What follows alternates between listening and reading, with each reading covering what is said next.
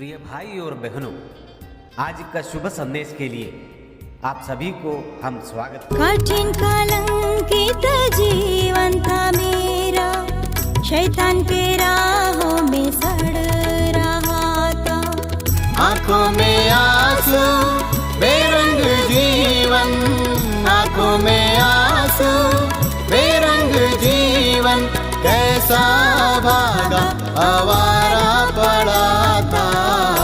हम तेरी आराधना करने को आए हैं तेरे चरण प्रभु, हम तेरी आराधना करने को आए हैं तेरे चरण प्रभु। आज का संदेश ब्रदर नेल्सन थॉमस मुंबई से बांटा जाएगा।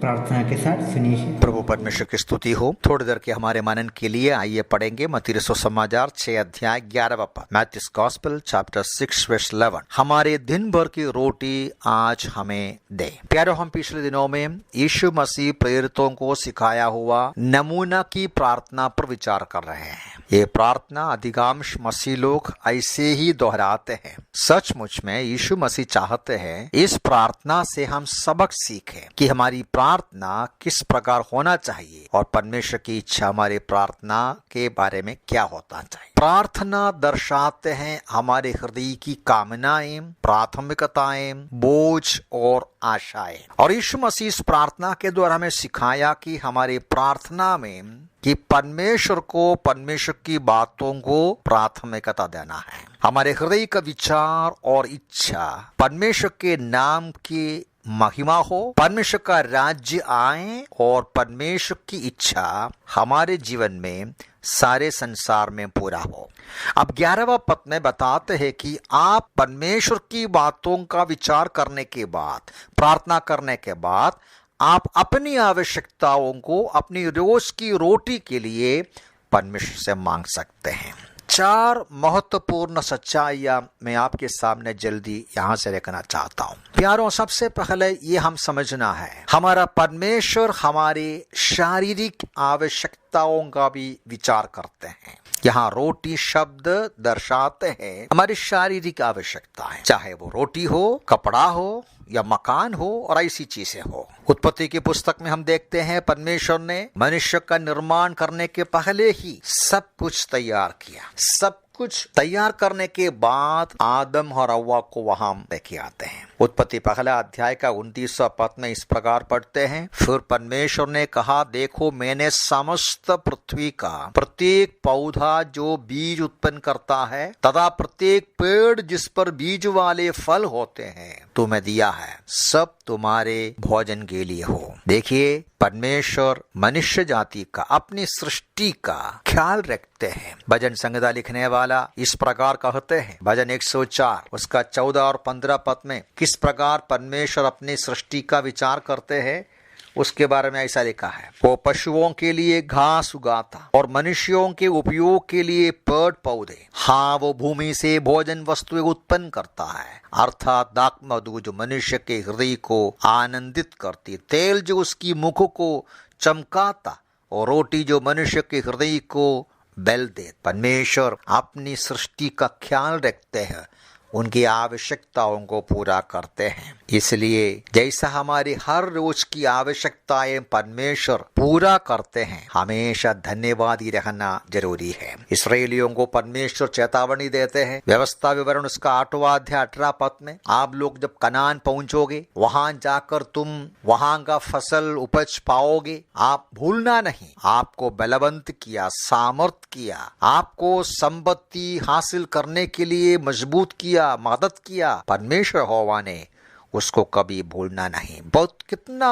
धन्यवाद के हृदय के साथ हमें हर रोज खाना है या हमारी सारी सुविधाओं को अनुभव करना है, ये सब कुछ परमेश्वर की ओर से हमें मिला हुआ है। तो दूसरी बात यह है कि परमेश्वर चाहते हैं अपना लोग परमेश्वर पर हर आवश्यकताओं के लिए भरोसा रखें। जैसा हम पहले देखा, ये बात जरूर सही है, परमेश्वर अपना सृष्टि का ख्याल करते हैं सबके लिए, चाहे वो दुष्ट हो धर्मी हो, आवश्यकताओं को पूरा करते हैं। तो ये वचन ये दर्शाते हैं अपने लोग परमेश्वर का भय मानने वाले, उनकी इच्छा को ढूंढने वाले, उन पर भरोसा रखने वाले, उनके लिए विशेष प्रकार उनकी आवश्यकताएं पूरा करता है। भजन संहिता से एक वचन में जल्दी आपके सामने पढ़ता हूँ। वो भजन 37 है और भजन 37 में उसका 25वां पद में इस प्रकार लिखने वाला कहते हैं, मैं जवान था अब बूढ़ा हो गया हूँ, परंतु मैंने ना तो कभी धर्मी को त्यागा हुआ न कभी उसके वंश को भीख मांगते देखा है। प्यारो, जरूर परमेश्वर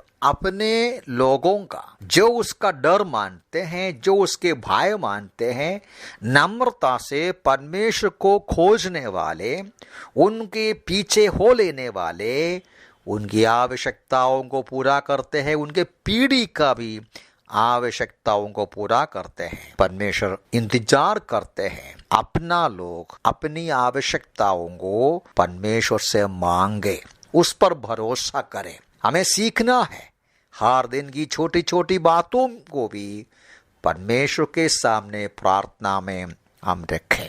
और ये जो प्रार्थना में तीसरी एक बात ये समझना है, परमेश्वर का प्रोविजन हर दिन के लिए है। प्रार्थना ऐसा है ना, हमारे दिन भर की रोटी, कल की बात नहीं बोला। परमेश्वर कल परसों और 4 साल के बाद के लिए नहीं देता, ये अलग विषय है, गहराई से विचार करना है। परमेश्वर का चलाने का तरीका, हमारी आवश्यकताओं को पूरा करने का तरीका ये है, आज के लिए आज मिलेगा, कल का चिंता नहीं करना। इसलिए ही मत्ती 6 में ही यीशु मसीह कहते हैं कल का चिंता नहीं करना, बाद में हम देखेंगे, क्योंकि तुम्हारा स्वर्गीय पिता इस बात को जानते हैं तुम्हें क्या जरूरी है। मत्ती का 6, 25, 26 पदों में हम इस बात को पढ़ते हैं। हम क्या खाएंगे, क्या पिएंगे, क्या पहनेंगे, इस पर विचार चिंता नहीं करना चाहिए, क्योंकि तुम्हारा स्वर्गीय पिता जानते हैं तुम्हारी आवश्यकताओं को। तो 3 बातें मैं आपके सामने रखा। परमेश्वर हमारी आवश्यकताओं के संबंध में चिंता करते हैं, हमारा विचार करते हैं। परमेश्वर चाहते हैं हमारी सारी आवश्यकताओं के लिए उस पर भरोसा करें, और परमेश्वर हमारी हर रोज की आवश्यकताओं को मदद करता है। कल का चिंता नहीं करना, कल प्रभु देंगे, आज हम उसके पास आकर आज के लिए पाएं। और अंतिम तौर पर ये भी मन में रखना है, प्रभु यीशु मसीह खुद यूहन्ना का सुसमाचार उसका 6 अध्याय 27वां पद में पुराने जमाने में इस्राएली लोगों को किस प्रकार हर रोज मन्ना दिया उसके बारे में सिखाते हुए सबक सुना रहे। वो बोलते हैं कि यीशु मसीह ही जीवन की रोटी है। इसके बाद कहते हैं उस भोजन के लिए परिश्रम ना करो जो नाश हो जाता है, परंतु उस भोजन के लिए जो अनंत जीवन तक बना रहता है, जिसे मनुष्य का पुत्र तुम्हें देगा। प्यारों, जरूर परमेश्वर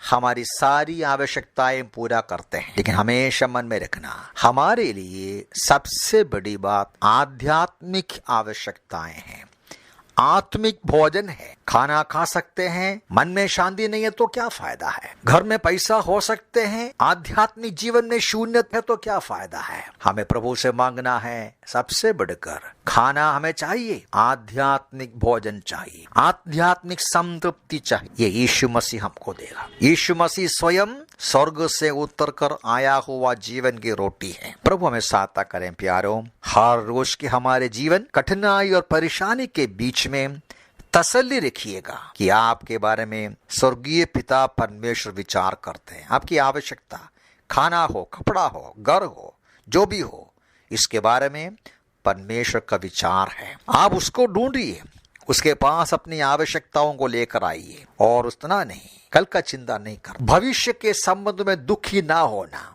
निराश नहीं होना, लेकिन सबसे बढ़कर आध्यात्मिक संपत्ति, आध्यात्मिक भोजन, हमारी आत्मा की शांति, आनंद जीवन का अनुभव, ये हमें सबसे बड़ी जरूरत है। उसके लिए यीशु मसीह के पास आए। प्रभु इन वचनों से हमें सहायता करें। प्रभु के नाम की महिमा हो।